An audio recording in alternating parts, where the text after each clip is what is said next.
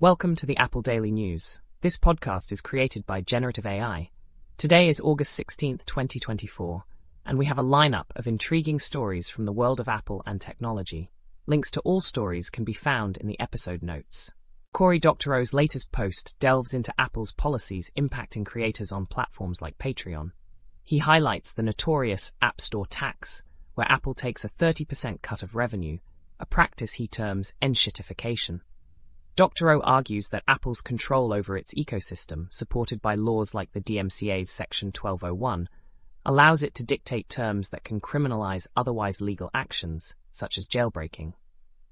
He illustrates Apple's influence on platforms like Tumblr, enforcing content restrictions that align with its business interests.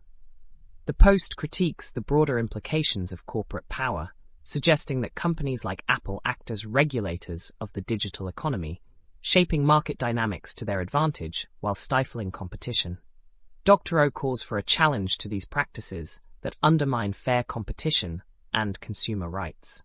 A reflective blog post examines the shifting dynamics within the Apple fan community, suggesting a decline in the once vibrant cult of Apple enthusiasts.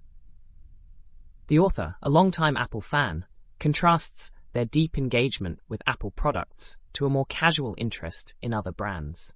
Historically, Apple cultivated a passionate fan base, but recent business practices, such as high commissions from developers and blocking alternative app stores, have alienated core supporters. The post raises concerns about Apple's shift towards a corporate, profit-driven approach, likening it to companies like Microsoft. Despite acknowledging the quality of Apple's products, the author expresses sadness over the company's apparent disregard for its loyal community, questioning if the Apple enthusiast community is in irreversible decline. Apple has announced that Californians will soon be able to add their driver's licenses and state IDs to Apple Wallet, enhancing convenience and security. This feature allows users to present their IDs using just their iPhone or Apple Watch, making it easier to verify identity at TSA checkpoints and businesses. Jennifer Bailey, Apple's VP of Apple Pay and Apple Wallet, expressed excitement about this collaboration with California. The integration emphasizes security and privacy, with ID information encrypted and stored locally on the device. Currently available in 5 other states, the California launch will be part of the DMV's MDL pilot program. Apple is facing a proposed class action lawsuit alleging that the company is using privacy concerns as a pretext to ignore the storage of child sexual abuse material, CSAM, on its iCloud service. The lawsuit, filed on behalf of a 9-year-old girl, claims that Apple has underreported incidents of CSAM and accuses it of privacy washing its responsibilities. The suit seeks over $5 million in damages for each affected individual and demands that Apple implement measures to protect children from CSAM on iCloud. The filing criticizes Apple for promoting its privacy policies while failing to adequately address the risks posed to children. DumpMedia has introduced the Apple Music Converter, a software designed to remove DRM protection from Apple Music and convert songs into various formats. This tool is useful for those who want to play their music on devices that do not support Apple Music, or for creating CDs. The software is compatible with both Windows and Mac, offering a free trial version and supporting multiple languages.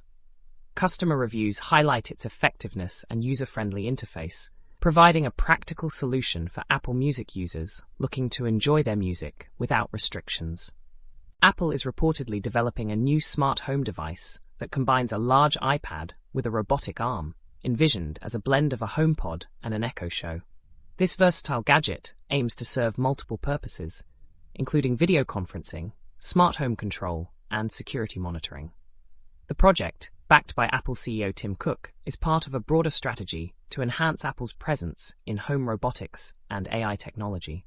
The anticipated release date is projected for 2026 or 2027, with a price point around $1,000. California is set to introduce mobile driver's licenses that residents can store on their smartphones, as announced by Governor Gavin Newsom. This initiative is part of a broader rollout of a mobile driver's license app, allowing Californians to present their IDs through Google Wallet or Apple Wallet at select businesses and TSA checkpoints. Despite this advancement, state law still mandates carrying physical ID cards. This partnership with tech giants Apple and Google reflects California's commitment to integrating technology into everyday life. Krammar is a new AI-powered grammar correction app for macOS users, designed to enhance writing efficiency. The application allows users to easily correct English grammar issues and is particularly suited for professionals and students. The latest update includes a revamped user interface and bug fixes.